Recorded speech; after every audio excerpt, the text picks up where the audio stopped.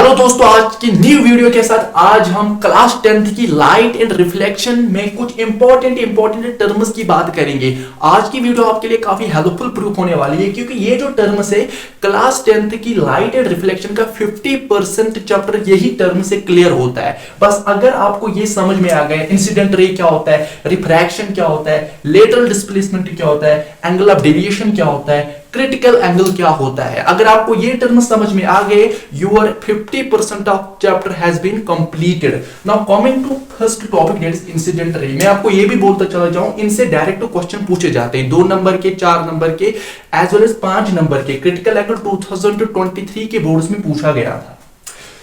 देखो incident ray क्या होता है, जब एक रे ऑफ लाइट किसी भी प्रिज्म के एक सरफेस पे मैंने उसको टकराया तो वही आपका इंसिडेंट रे कहलाया जाता है। व्हाट इज इंसिडेंट रे?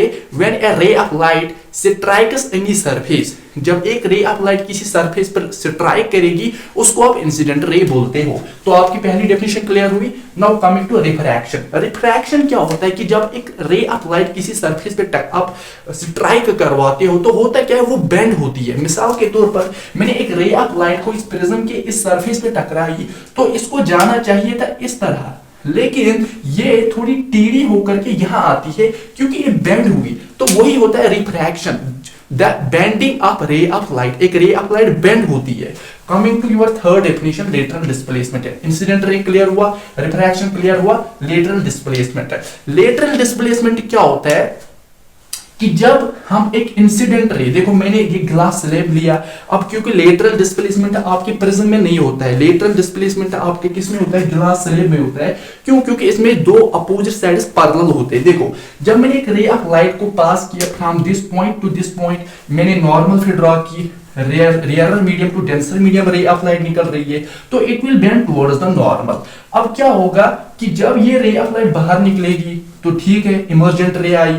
अगर मैं इस इंसिडेंट रे को आगे प्रोड्यूस करूंगा, इस इंसिडेंट रे को मैं इस तरह प्रोड्यूस करूंगा, तो ये जो डिस्टेंस होगा इसको हमने लेटरल डिस्प्लेसमेंट का नाम दिया। मतलब जब आपने इस इंसिडेंट रे को आगे प्रोड्यूस फॉरवर्ड किया, फिर ये जो इमर्जेंट रे है और ये जो incident ray which is produced forward, इनके दरमियान की जो ये डिस्टेंस आपको दिख रही है, दिस डिस्टेंस, इसी को हमने बोला है लेटरल डिस्प्लेसमेंट।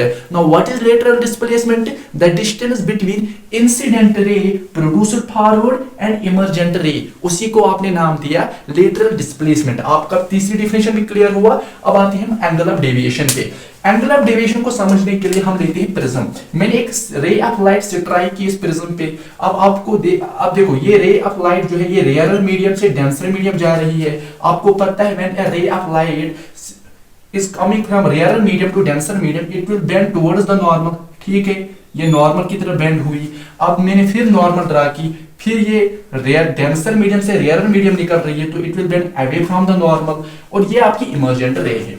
अगर मैं इस इमर्जेंट रे को पीछे प्रोड्यूस करूंगा इस तरह, और ये जो इंसिडेंट रे है इसको मैं आगे प्रोड्यूस करूंगा, देखो ये जो एंगल आपका बन रहा है, दिस एंगल, इसी को आपने नाम दिया एंगल ऑफ डेविएशन।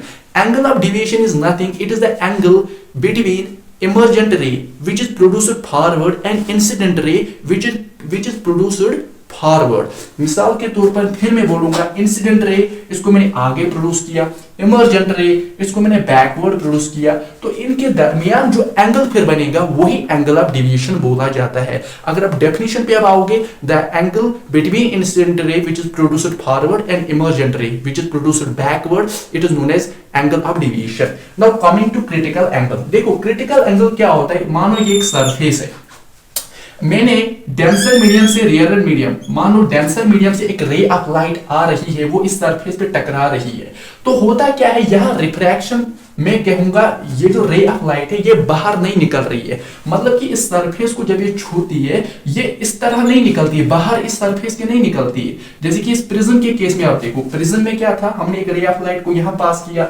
फिर ये बाहर निकल रही थी, लेकिन यहाँ ये इसी को छू करके इस तरह निकलती है।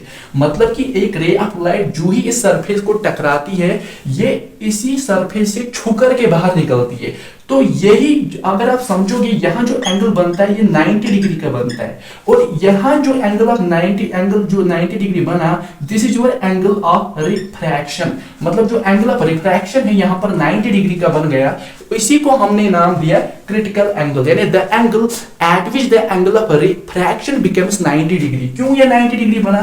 क्योंकि मैंने एक रे ऑफ लाइट ऐसे ली, अब ये तो बाहर नहीं निकल रही है, इस सरफेस को छूकर ये बाहर नहीं निकल रही है, बिल्कुल इसी सरफेस से छू करके इस तरह निकल रही है, और ये जो एंगल है ये 90 डिग्री का बन रही है, और यहाँ पर ये जो एंगल है this is your angle of refraction, और इसी को हमने क्रिटिकल एंगल बोला, the angle eight which the angle of refraction becomes 90 degree. तो उसी को हमने नाम दिया क्रिटिकल एंगल। आई होप आपने अंडरस्टैंड किया होगा। थैंक्स।